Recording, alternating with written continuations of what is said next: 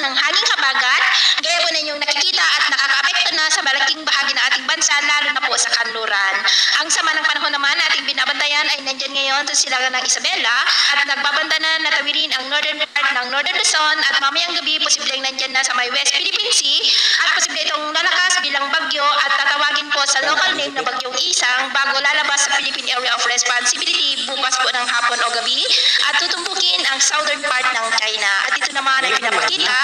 ng forecast model na atin pong ginagamit hanggang po sa susunod na 2 linggo. At sa lagay ng ating panahon, ngayong madaling araw dahil sa habagat at trough ng sama ng panahon ating binabantayan ay may mga isolated rains na sa ilang bahagi ng Cagayan Valley, ilang bahagi ng Cordillera, Central Luzon, Metro Manila, Calabar Luzon, Bicol Region, Mimaropa, Antique, Iloilo, Negros, ilang bahagi ng Cebu, Bohol, northern part ng Leyte, Northern Samar, Surigao del Norte,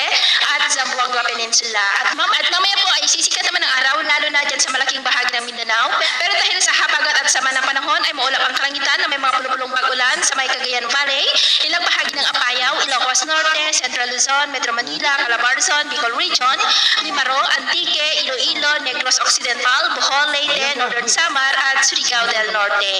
At mamayang hapon po, mas maraming lugar ulit ang makakaranas ng mas maulap na kalangitan with isolated rains. Kaya mag-ingat po tayo dahil posible ang mga banta ng mga pagbaha at pagguho ng lupa dahil posible ang malalakas na ulan dulot po ng pagtawid ng sama ng panahon na atin pong binabantayan at ang mas lumalakas po na bugso ng haging habagat. At sa atin naman pong mga baybayin, wala naman po tayong nakataas na namang gale warning signals pero iba yung pag-iingat lamang po kung papalaod tayo para po mas makaiwas sa mga sakunang